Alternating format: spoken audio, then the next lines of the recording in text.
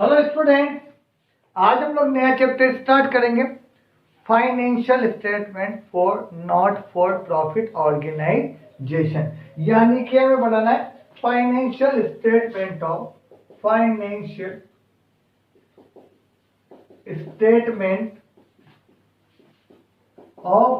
Not for profit organisation. Financial statement of not for profit organise, यह DK Goyal के हिसाब से चैप्टर नंबर 1 है।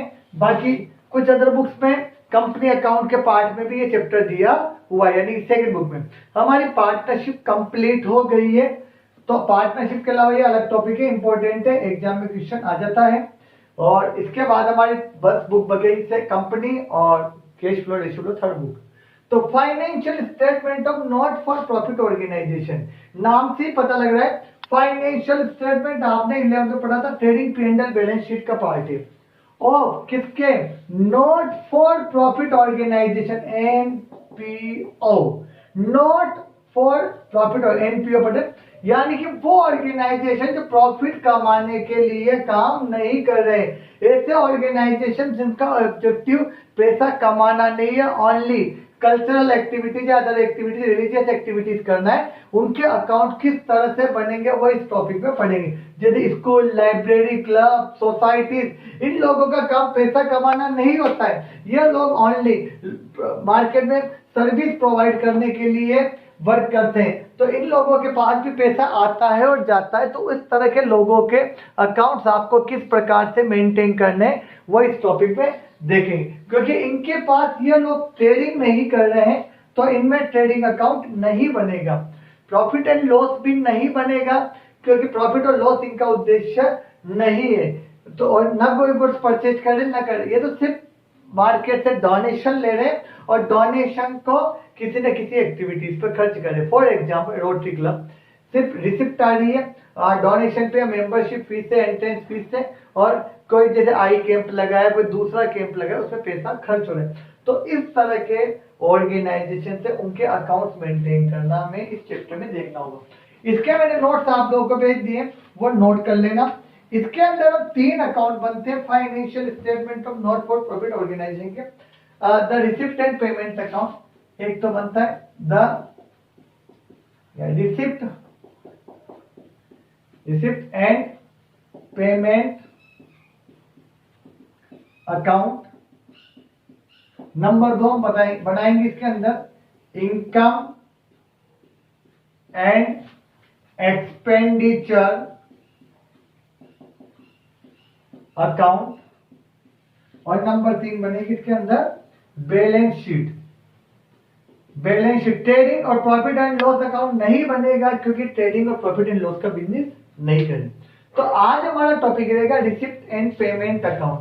जैसा कि नाम से पता लग रहा है, ऑल रिसिप्ट और all payment are recorded in this account. जितनी भी रिसिप्ट होगी वो इस अकाउंट में आएंगे, जितने भी पेमेंट होंगे वो इस अकाउंट में आएंगे।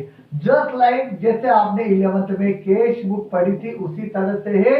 बट कैश बुक और रिसिप्ट पेमेंट अकाउंट में डिफरेंस ये है, cash book is prepared day by day, हर दिन की अलग अलग ट्रांजेक्शन रिकॉर्ड होते हैं, और it is prepared at the end of the year, क्योंकि financial statement at the end of the year तैयार किए जाते हैं। तो रिसिप्ट पेमेंट अकाउंट और कैश बुक में डिफरेंस है, एंड ऑफ द ईयर या जब भी आप अकाउंट्स बनाते उस दिन बनेगी, जबकि cash book day by day बनती है। पर इस पे भी जितने भी पैसे आएंगे वो डेबिट साइड पर आएंगे, और जितना पेमेंट होगा वो क्रेडिट साइड पे होगा।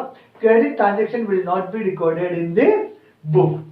अब हम लोग देखेंगे कि किस तरह से रिसिप्ट और पेमेंट अकाउंट बनाया जाता है, वो आज का टॉपिक हम लोग है, जो उसको हम लोग उसके अकाउंट्स मेंटेन करना देखते हैं किस तरह से। तो आप लोग देखिए, सीधा क्वेश्चन नंबर 1 बता देता हूं मैं आप लोगों को, ताकि आपका मेंटेन हो जाए। उसके बाद कल से हम स्टार्ट करेंगे बड़ा टॉपिक, इनकम और एक्सपेंडिचर अकाउंट और बैलेंस शीट। तो देखिए क्वेश्चन नंबर 1, और किस तरह से बनाया जाता है ये वाला वो देखिए। For the year ending, question number 1, DK Goyal 2020-21 edition. ये लास्ट के 3 नंबर का क्वेश्चन आ गया था एग्जाम में, रिसिप्ट पेमेंट अकाउंट। तो आप लोग ढंग से देखना, Yes, question number 1.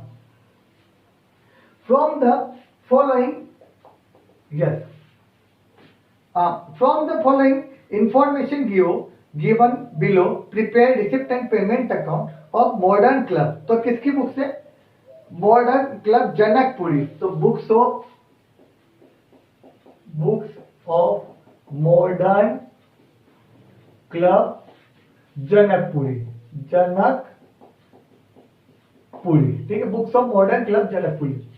इसके अंदर क्या बनेगा आपका यहाँ पर? Receipt and payment account. कब का? 31 मार्च 2019. तो receipt and payment account for the year ended 31st March 2019. ठीक है, कॉलम्स वही पर्टिकुलर अमाउंट ले लेंगे, या तो आप लोग या रिसिप्ट अमाउंट या पेमेंट अमाउंट. तो यहाँ पे लिख दीजिए आपका जो भी कॉलम्स आप रिसिप्ट अमाउंट और पेमेंट अमाउंट. ठीक है, रिसिप्ट और पेमेंट, जितनी भी रिसिप्ट आएगी इस तरह, अमाउंट, पेमेंट, बिल्कुल वैसे ही बनेगा जैसे कैश बुक बनी थी लास्ट ईयर, इसलिए ज्यादा प्रॉब्लम वाली बात नहीं है. 11 में आप पढ़ रखा है. तो 2 कॉलम हो गए आपके, रिसिप्ट अमाउंट और पेमेंट अमाउंट. और ट्रांजेक्शन देखिए, सबसे पहले ट्रांजेक्शन दे रखा है cash and bank as on 1 April 2018. तो टू बैलेंस बीडी 45,000. कितना दिया हुआ है आपका? 45,000. नेक्स्ट, सब्सक्रिप्शन इंक्लूडिंग 8,000, 17, 18 और 19. हमें कोई मतलब नहीं कब का आ रहा है. हमारे पास तो पैसा आएगा तो 2 में और जाएगा तो बाय में. तो टू सब्सक्रिप्शन आपके पास अमाउंट आ रहा है टोटल मिला के 4,70,000. तो आप कितना लिख लेंगे? 4,70,000. जिस तरह से 11th में आप लोगों ने कैश बुक बनाई थी उसी तरह से बनेगा. आगे देखिए, इन्वेस्टमेंट परचेज किया तो पैसा गया तो आपका आएगा बाय इन्वेस्टमेंट. 4,70,000 नहीं, 470 नहीं, सॉरी 150,000. इसके बाद देखिए, एंट्रेंस फीस रिसीव्ड, पैसा आ रहा है तो किधर आएगा? 2 में. तो 2 एंट्रेंस फीस 15,000, 15,000. इसके बाद सब sports material purchase, sports material खरीदा, पैसा गया तो बाय स्पोर्ट्स मटेरियल 15,000. कितना गया? 70,000. आपके पास से पैसा गया 70,000, 70,000. Furniture purchase 80,000. फर्नीचर परचेज किया तो पैसा गया तो क्या आएगा? Bye furniture 80,000. उसके बाद सेल ऑफ ओल्ड फर्नीचर, हमें कोस्ट मतलब नहीं 20 का 5 में बेचा. हमारे पास तो 5,000 आए ना, तो हम लोग सिर्फ कितने रुपए लिखेंगे? 5,000 to sale of old furniture. कितने रुपए है आपके पास? 5,000. Next, municipal tax printing stationery, यह आपने दिया, पैसा गया तो बाय म्यूनिसिपल टैक्स. और एक किस पे गया? By printing and stationery. Municipal tax में आपका अमाउंट गया है 1,000 और 24,000 प्रिंटिंग और स्टेशनरी परचेज करी आपने, 1,000 और 24,000.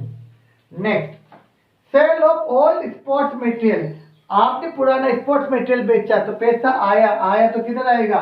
रिसिप्ट साइड में. 2 sale of all sports material. Sale of all sports material आपका 6,000 का स्पोर्ट्स मटेरियल बेचा. Next, general expenses out of which 2000 yet to be paid, देना बाकी है, अभी नहीं दिया है। तो जनरल एक्सपेंसेस 20 है, 20,000 में 2,000 देना बाकी, यानी कि अभी तक हमने कितने दिए 18,000। तो बाई जनरल एक्सपेंसेस कितने रुपए 18,000। ओके, उसके बाद interest received on investment, interest आया तो 2, इंटरेस्ट आपका आया 6,000, पैसा आया तो डेबिट में। टूर्नामेंट एक्सपेंसेस पैसा आया तो 2 टूर्नामेंट एक्सपेंसेस, टूर्नामेंट एक्सपेंसेस पूरा वर्ड लिख देना 72,000। सैलरी पेड, तो सैलरी दी तो आपके आएगा बाई सैलरी, पैसा गया है तो बाई सैलरी 84,000। और बाई पोस्टेज में पैसे के, पोस्टेज एंड कुरियर पैसा गया तो बाई पोस्टेज 2,000। इसके बाद आप टोटल लगाएंगे, जिस तरह से 11th में लेजर के बैलेंस शीट किए थे, आप लोगों को सबको बहुत अच्छी प्रैक्टिस है, उसी तरीके से हमें करना है। डेबिट साइड का टोटल लगाएंगे, इधर का टोटल लगा के इधर का यहां से यहां तक का टोटल रफ में लगाना, इधर के टोटल में से इधर का टोटल माइनस करना, और तो डिफरेंस आपका आएगा 46,000। तो आप क्या लिख देंगे यहाँ पे बाई बैलेंस CD 46,000 और दोनों तरफ का टोटल लगेगा।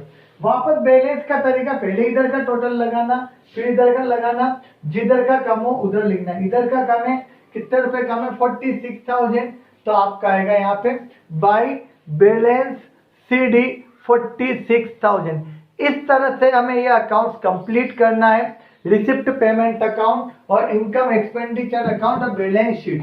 वापस देखना, नॉट फॉर प्रॉफिट ऑर्गेनाइजेशन वो इंस्टीट्यूट जो प्रॉफिट कमाने के लिए वर्क नहीं करे, जैसे स्कूल, क्लब, सोसाइटी, लाइब्रेरी, इस तरह के। ठीक है, 3 तरह के फाइनल अकाउंट बनते हैं, receipt payment, income expenditure, balance sheet. Receipt payment account हम आपको बता चुके, जो पैसा है डेबिट में और जो जाएगा वो क्रेडिट में। इस तरह के सोर्सेज की, इस तरह के जो इंस्टीट्यूट होते हैं इनकी इनकम नॉर्मली होती है सब्सक्रिप्शन, एंट्रेंस फीस, इस तरह की। और एक्सपेंसेस सभी तरह के होते हैं जिसमें वो पैसा खर्च करना करते हैं। तो हम लोग कल से देखेंगे इनकम और एक्सपेंडिचर अकाउंट। रिसिप्ट पेमेंट का इसका क्वेश्चन नंबर 2 भी है, रिसिप्ट पेमेंट से रिलेटेड, वो करना और इलस्ट्रेशन देख लेना। ठीक है, थैंक यू।